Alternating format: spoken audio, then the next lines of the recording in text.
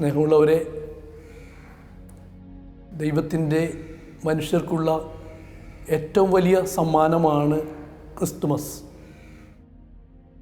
യോഹന്നാൻ്റെ സുവിശേഷം 3-ാം അധ്യായം 16-ാം വാക്യത്തിൽ ഇപ്രകാരം നമ്മൾ വായിക്കുന്നു: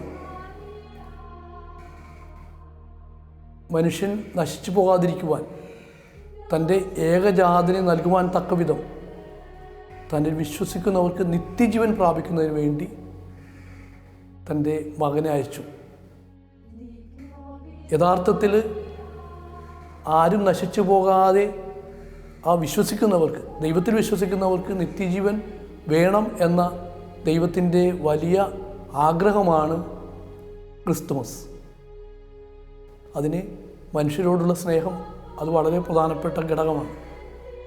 എന്തുകൊണ്ടാണ് ദൈവം മനുഷ്യനെ ഇത്രമാത്രം സ്നേഹിച്ചത്? സങ്കീർത്തനം ചോദിക്കുന്നുണ്ട്, എന്തുകൊണ്ടാണ് മനുഷ്യനെ സൃഷ്ടിയുടെ മകുടമായിട്ട് ദൈവം വയ്ക്കുവാനായിട്ട് ആഗ്രഹിച്ചത്? അതിനുള്ള ഉത്തരം ദൈവസ്നേഹത്തിൻ്റെ ഏറ്റവും പ്രകടമാകുന്ന ഭാവമായിട്ട് മനുഷ്യർക്ക് സാധിക്കുമെന്ന ദൈവത്തിൻ്റെ ചിന്ത തന്നെയാണ്. ഉൽപ്പത്തി പുസ്തകം 1-ാം അധ്യായം ദൈവം സൃഷ്ടി നടത്തിയിട്ട് ഓരോ ദിവസവും സൃഷ്ടി നടത്തുമ്പോൾ കാണുന്നത് എല്ലാം നന്നായിരിക്കുന്നുവെന്ന്. തൻ്റെ സ്വന്തം ഛായ സൃഷ്ടിച്ച മനുഷ്യനെ മകുടമായിട്ട്, സൃഷ്ടിയുടെ മകുടമായിട്ട് അവൻ സ്ഥാപിച്ചു. എന്നാൽ മനുഷ്യന് മാനുഷിക പ്രവണതയാൽ ഉണ്ടാകുന്ന പാപത്തിലേക്ക് പോകുവാനുള്ള ആ ഒരു കാഴ്ചപ്പാടിൽ നിന്ന്, ആ ചിന്തയിൽ നിന്നും മനുഷ്യനെ രക്ഷിച്ചെടുക്കുവാനുള്ള ദൈവത്തിൻ്റെ തീവ്രമായ ആഗ്രഹം, തൻ്റെ സ്വന്തം പുത്രനെ ഈ ലോകത്തിലേക്ക് അയച്ചുകൊണ്ട് മനുഷ്യകുലത്തെ രക്ഷിക്കുവാനായിട്ട് ദൈവം കടന്നു വരുന്നു. വചനം, സൃഷ്ടി ചെയ്ത വചനം, സ്രഷ്ടാവായ വചനം അത് സൃഷ്ടിയായിത്തീരുന്നു. യോഹന്നാൻ്റെ സുവിശേഷം 1-ാം അധ്യായം 1-ാം വാക്യം: ആദിയിൽ വചനമുണ്ടായിരുന്നു, വചനം ദൈവമായിരുന്നു. 1-ാം അധ്യായം 14-ാം വാക്യത്തിലേക്ക് കടക്കുമ്പോഴേക്കും വചനം മാംസമായി അവതരിച്ചു, മനുഷ്യരുടെ ഇടയിൽ ജനിച്ചു എന്ന് പറയുമ്പോൾ ദൈവം മനുഷ്യനെ കരുതലോടുകൂടി കാണുവാനായിട്ട്, മനുഷ്യനെ യഥാർത്ഥത്തിൽ കൈവിടാതെ പാഠങ്ങൾ ഓരോന്നെ പഠിപ്പിച്ചുകൊണ്ട് മുന്നോട്ട് നയിക്കുവാൻ വേണ്ടിയാണ് ദൈവപുത്രൻ്റെ കടന്നുവരവ്. മനുഷ്യൻ്റെ ചരിത്രത്തിലേക്ക് കടന്നു വരുന്ന ദൈവപുത്രൻ തൻ്റെ ജീവിതം കൊണ്ട് തന്നെ ആദ്യത്തെ പാഠം പഠിപ്പിക്കുന്നു. മനുഷ്യനായാൽ എങ്ങനെയാണ് ജീവിക്കേണ്ടത്? ഫിലിപ്പിയർക്ക് എഴുതിയ ലേഖനം 2-ാം അധ്യായം 8 മുതൽ 11 വരെയുള്ള വാക്യങ്ങളിൽ വളരെ വ്യക്തമായിട്ട് പറയുന്നുണ്ട്. അത് ദൈവത്തിൻ്റെ സ്വഭാവമാണ്. ദൈവമായിരുന്നിട്ടും അവൻ ദൈവവുമായുള്ള സമാനത നിലനിർത്തേണ്ട ഒരു കാര്യമായി പരിഗണിച്ചില്ല.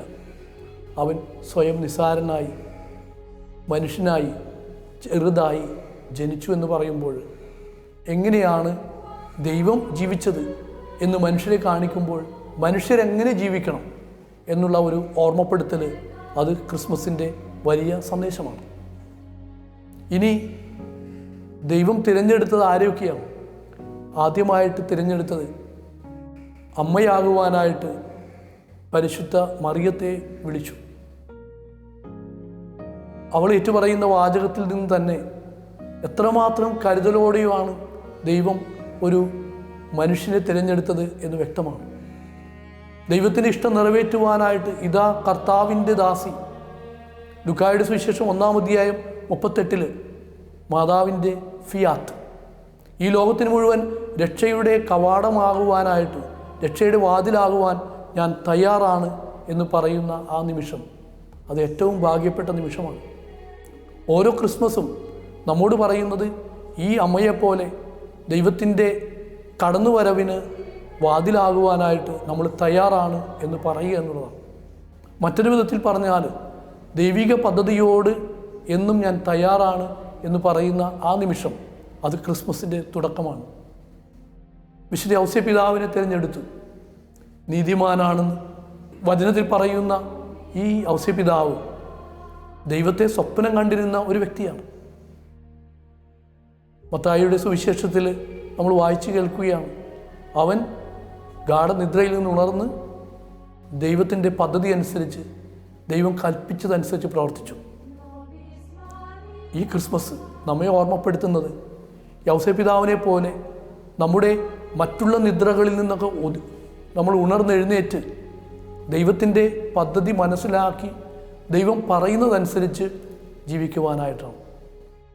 എവിടെ ദൈവത്തെ സ്വപ്നം കണ്ടുകൊണ്ട് ദൈവത്തിൻ്റെ പദ്ധതി അനുസരിച്ച് ജീവിക്കുന്നുണ്ടോ അവിടെയൊക്കെ ക്രിസ്മസിൻ്റെ തുടക്കമാണ്. അപ്പോൾ പരിശുദ്ധ മറിയവും വിശുദ്ധ ഔസേപ്പും ദൈവം നൽകിയ വലിയ ദാനമാണ്. ക്രിസ്മസിനെ കുറിച്ച് നമുക്ക് ഓരോ അധ്യായങ്ങൾ പഠിപ്പിക്കാൻ വേണ്ടി വീണ്ടും ദൈവം തിരഞ്ഞെടുത്ത ഇടം, അത് യൂദയായിലെ ബെത്ലഹേം. എന്തുകൊണ്ടാണ് ദൈവം ബെത്ലഹേം തിരഞ്ഞെടുത്തത് എന്ന് ചോദിക്കുമ്പോൾ അതിന് നമുക്ക് കൊടുക്കാൻ പറ്റിയ ഉത്തരം, അത് അറിയപ്പെടാത്ത ഒരിടം, ചെറിയ ഇടം, അറിയപ്പെടാത്ത ചെറിയ ഇടത്ത് ദൈവത്തിന് ജനിക്കുവാൻ സാധിച്ചു. അപ്പോൾ എവിടെയാണോ നമ്മൾ എളിമയുണ്ടോ ആ എളിമയുള്ള ഇടത്ത്, മറ്റുള്ളവർ അറിയപ്പെടാതെ ആരും ചിലപ്പോൾ ഗവനിക്കാത്ത ഇടങ്ങളിലൊക്കെ ദൈവപുത്രന് ജനിക്കാൻ സാധിക്കും. ഇത് മനുഷ്യർക്ക് നൽകുന്ന മറ്റൊരു സന്ദേശമാണ്. ലോകത്തിൽ അറിയപ്പെടാതെ പോകുന്നവർ, ഒരിക്കലും പ്രശസ്തിക്ക് വേണ്ടി നിലനിൽക്കാത്ത ഇടങ്ങളൊക്കെ, അവിടെയൊക്കെ നമ്മളെല്ലാവരും അനുഗ്രഹിച്ചുകൊണ്ട് ക്രിസ്തുവിനെ പ്രഘോഷിക്കുമ്പോൾ അവിടെ ക്രിസ്മസ് തുടങ്ങുകയാണ്.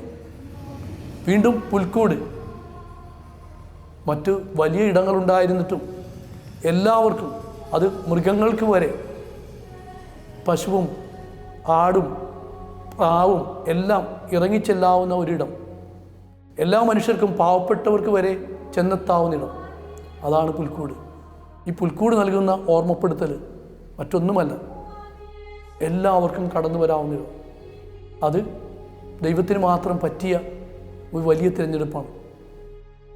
ഇടയന്മാർ അവർ ഉണർന്നിരുന്നു, ഇടയന്മാർ അവർ കേട്ടു, ഇടയന്മാർ ദൈവം നൽകിയ സന്ദേശം ഉൾക്കൊണ്ടു.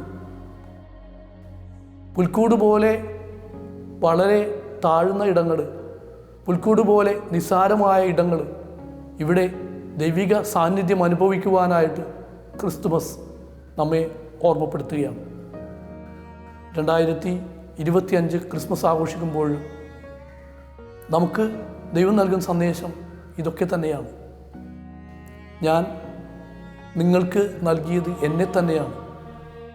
നമ്മളിപ്പോൾ ക്രിസ്മസ് കാർഡുകൾ അയക്കാറുണ്ട്, അല്ലെങ്കിൽ ഇലക്ട്രോണിക് യുഗമായ ഈ സമയത്ത് വാട്സപ്പിലൂടെയും അതുപോലെ മറ്റു സന്ദേശങ്ങൾ മൊബൈലിലൂടെയൊക്കെ അയക്കാറുണ്ട്. മുൻപ് ക്രിസ്മസ് കാർഡിൽ വരച്ച ചിത്രങ്ങൾ നമ്മൾ നൽകി, അല്ലെങ്കിൽ ചില വരികൾ നമ്മൾ എഴുതി. ഈ വരികളിലൂടെയും ചിത്രങ്ങളിലൂടെയും നമ്മൾ ആശംസിച്ചത് ക്രിസ്തുവിൻ്റെ സാന്നിധ്യമാണ്. എന്നാൽ ദൈവപുത്രൻ നമുക്ക് നൽകിയത് അവനെ തന്നെ മുറിച്ച് നൽകുകയാണ്, അവനെ തന്നെ മുഴുവനായിട്ട് നൽകുകയാണ്. ക്രിസ്തുമസ് അത് മനുഷ്യനെ ഓർമ്മപ്പെടുത്തുന്നത് ദൈവം നമ്മോടുകൂടെ, എമ്മാനുവൽ, നിങ്ങൾക്ക് ഒരു രക്ഷകനെ, ഒരു കുഞ്ഞിനെ നൽകിയിരിക്കുന്നു. ഈ ക്രിസ്മസ് നമുക്ക് ഒരു ഓർമ്മപ്പെടുത്തലാണ്. ദൈവം കൂടെയുണ്ട്. സങ്കടപ്പെടുമ്പോൾ, സന്തോഷിക്കുമ്പോൾ, വഴിതെറ്റിപ്പോകുമ്പോൾ, വഴി അറിയുമ്പോൾ, എല്ലാ സമയത്തും നമ്മുടെ കൂടെ നടക്കുന്ന ദൈവം. ഈ ദൈവപുത്രൻ്റെ ജനനം നമ്മെ ഓർമ്മപ്പെടുത്തുന്നത് നമ്മുടെ എല്ലാവരുടെയും ഹൃദയങ്ങൾ അത് ഒരു പുൽക്കൂട് പോലെ എളിമയുള്ളതാവണം. നമ്മുടെ ജീവിതം മുഴുവൻ ബെത്ലഹേം പോലെ ആയിത്തീരണം. നമ്മുടെ കാഴ്ചപ്പാടുകൾ വിശുദ്ധ ഔസേപ്പിതാവിനെ പോലെയും പരിശുദ്ധ അമ്മയെയും പോലെ ആയിത്തീരണം. അങ്ങനെയെങ്കിൽ നമുക്ക് പറയാൻ സാധിക്കും, ഉണ്ണീശോ നമ്മെ സ്വാഗതം ചെയ്യുകയാണ്. നിങ്ങൾ ആ ഉണ്ണിയെ നോക്കുമ്പോൾ ഉണ്ണിയുടെ മുഖത്ത് കാണുന്ന പുഞ്ചിരി, അത് സന്തോഷത്തിൻ്റെ പുഞ്ചിരിയാണ്. ഈ സന്തോഷമാണ് മാലാഖമാർ ഏറ്റുപാടിയ ഗീതത്തിലൂടെ അത്യുന്നതങ്ങളിൽ ദൈവത്തിന് മഹത്വം, ഭൂമിയിൽ നല്ല മനസ്സുള്ളവർക്ക് സമാധാനം. നമുക്ക് ഉണ്ണിയെ നമ്മുടെ കരങ്ങളിലേക്ക് ഏറ്റെടുക്കാം, ഉണ്ണിയെ നമ്മുടെ ഹൃദയത്തിലേക്ക് ഏറ്റെടുക്കാം. ഉണ്ണിയെ സന്തോഷത്തോടെ ഈ ലോകത്തിന് മുഴുവൻ അവതരിപ്പിക്കാനായിട്ടുള്ള വിളി ലഭിച്ചവരാണ് നമ്മൾ ഓരോരുത്തരും. ആയതിനാൽ ഈ ക്രിസ്മസ് നാളിൽ ഈശോയെ നമ്മുടെ കരങ്ങളിലേക്കും നമ്മുടെ ഹൃദയങ്ങളിലേക്കും ഏറ്റെടുത്തുകൊണ്ട് സന്തോഷം ഈ ലോകത്തിന് മുഴുവൻ പങ്കുവയ്ക്കുവാനായിട്ട് സമാധാനവും സ്നേഹവും പ്രത്യാശയും നിറഞ്ഞ ഒരു ക്രിസ്മസ് നിങ്ങൾക്ക് ഇന്ന് ഈ ദിവസം ഈ 2025 ക്രിസ്മസ് ദിനത്തിന് ഉണ്ടാവട്ടെ എന്ന് ആശംസിക്കുന്നു, പ്രാർത്ഥിക്കുന്നു. കൂട്ടുകൂടുവാനുള്ള, ദൈവം കൂടെയുണ്ടെന്നുള്ള ബോധ്യത്തോടുകൂടി ആത്മവിശ്വാസത്തോടുകൂടി മുന്നോട്ട് പോകുവാനുള്ള ഈ ക്രിസ്മസ് നാൾ കൂടുതലായിട്ട് ദൈവാനുഗ്രഹപ്രദം നിറഞ്ഞതാവട്ടെ എന്ന് ആശംസിക്കുന്നു, പ്രാർത്ഥിക്കുന്നു. നിങ്ങൾക്കേവർക്കും ക്രിസ്മസിൻ്റെയും പുതുവത്സരത്തിൻ്റെയും ആശംസകൾ നേരുന്നു. താവു പ്രേക്ഷകർക്കെല്ലാവർക്കും എല്ലാവിധ നന്മകളും പ്രാർത്ഥനകളും നേരുന്നു.